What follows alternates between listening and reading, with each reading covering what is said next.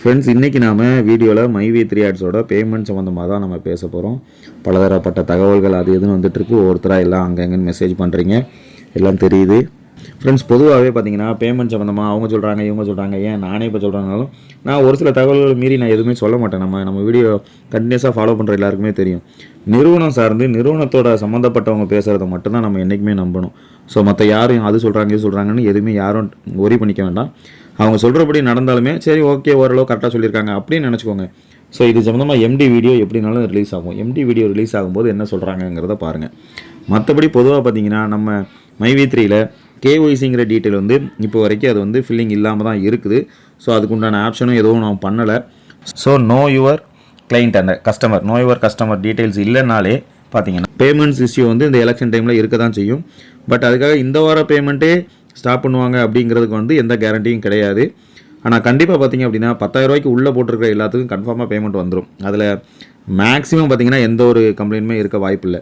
ஏன்னா பொதுவாகவே பார்த்தீங்கன்னா இப்போ ஓடிபியுமே பார்த்தீங்கன்னா ஏடிஎம்லேயே நம்ம எடுக்கிறோம் அப்படின்னா நைட் டைமில் 10,000க்கு மேலே எடுக்கிறதுக்கு தான் வரும். ஸோ 10,000 8,000 ஒரு தடையும், 2,000 ஒரு தடையும், 7,000 ஒரு தடையும், 3,000 ஒரு தடையும் நம்ம எடுக்கலாம். ஸோ பிலோ 10,000க்கு கீழே போட்ட எல்லாத்துக்கும் பேமெண்ட் ரிசீவ் ஆகிறதுக்கு அதிகபட்ச வாய்ப்புகள் இருக்குது.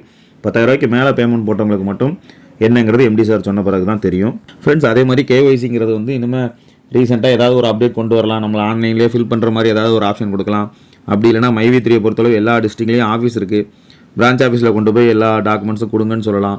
ஸோ இந்த மாதிரி ஏதாவது ஒரு அப்டேட் கொடுக்கறதுக்கு வாய்ப்பு இருக்குது. ஸோ நம்ம மைவி3 பொறுத்தளவு பார்த்திங்கன்னா இது வரைக்கும் யாருக்கும் எந்த ஒரு பேமெண்ட்டும் ஏமாற்றினதில்லை. கரெக்டான பேமெண்ட் கொடுத்துருக்காங்க. பேமெண்ட் எதுவும் பெண்டிங் வச்சது கிடையாது.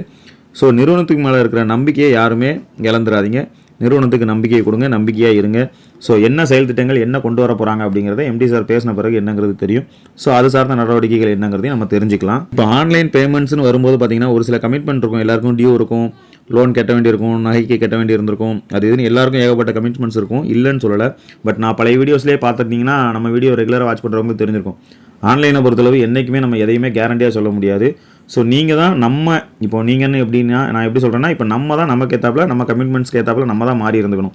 நெக்ஸ்ட் மந்த் கட்ட வேண்டியதுக்கு அதுக்கு முந்தின மாதமே நம்ம ஒரு மாதம் மட்டும் கஷ்டப்பட்டு அதுக்கு முந்தின மாதம் எடுத்து வச்சு பழகிட்டோம் அப்படின்னா இந்த மாதிரி நெருக்கடியான காலங்களில் நம்ம கொஞ்சம் ஈஸியாக அதிலேருந்து ரிலீஃப் ஆகிறதுக்கு வாய்ப்புகள் இருக்குது.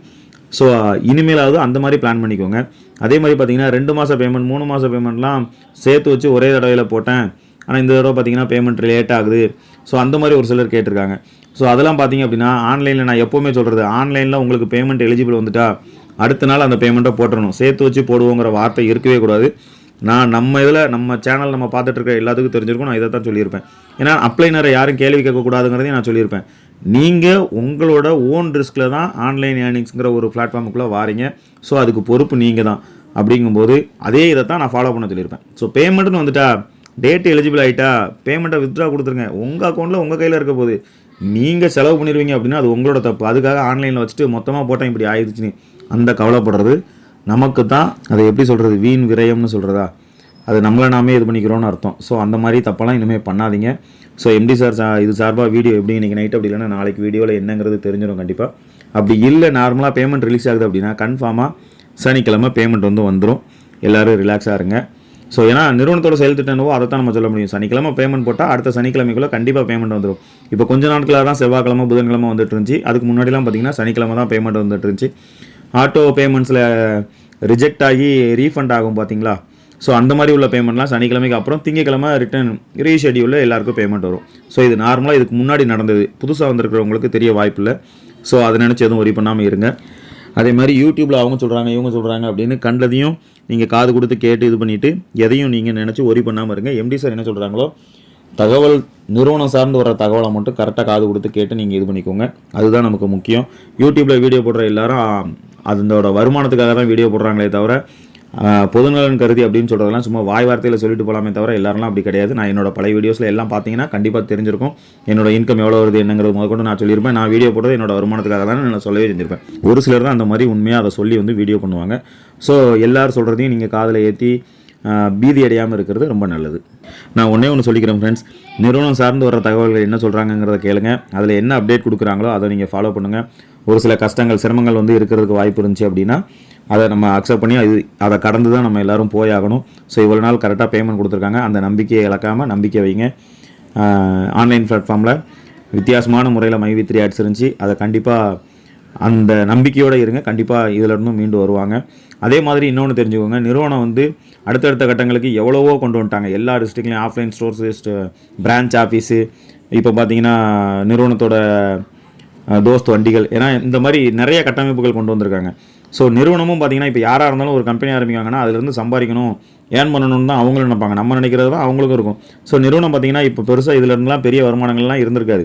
ஸோ வந்த வருமானத்தை வச்சும் நம்ம சோர்ஸில் வாங்கக்கூடிய பொருட்கள் வச்சும் அவங்க நிறுவனத்தோட கட்டமைப்புகள் தான் இந்த அளவுக்கு வந்திருக்கு. அவங்களும் இனிமேல் தான் சம்பாதிக்க வேண்டியது இருக்குது. ஸோ மற்றவங்க சொல்கிற மாதிரி நிறுவனம் க்ளோஸ் ஆகும் அந்த மாதிரி எந்த ஒரு கான்செப்ட்டுக்கும் போகாதீங்க. ஒரு சின்ன தடங்கள் மாதிரி ஏதோ ஒன்று வரலாம், இதிலிருந்து மீண்டு வர்றதுக்கு உண்டான முயற்சிகள் எல்லாமே நிறுவனம் சார்ந்து அவங்க பண்ணுவாங்க. இப்போ நமக்கு ஒரு ப்ராப்ளம்னா நம்ம தான் அதை ஃபேஸ் பண்ணி ஆகணும். ஸோ இதை எல்லாத்தையுமே அவங்க பார்த்துக்குவாங்க. கேஒய்சி சம்மந்தமான சாதாரண அடிப்படை விஷயம் தான் இது வந்து என்னென்னா, ஃபியூச்சரில் கேஒய்சிக்கு என்ன டீட்டெயில் ஒன்று அப்டேட் கொடுப்பாங்க, அப்படி இல்லைன்னா டாக்குமெண்ட் கொண்டு வந்து பிரான்ச் ஆஃபீஸில் கொடுங்கம்பாங்க. ஸோ அதுக்கு என்ன சொல்கிறாங்களோ அதை ஃபாலோ பண்ணி நம்ம எல்லாரும் செயல்படுத்திட்டு போனோம்னா முடிஞ்சு போச்சு. ஸோ பேமெண்ட் ரிலேட்டடாக இது மட்டும் தான், வேறு எதுவும் ப்ராப்ளம் இருக்கிற மாதிரி தெரியல.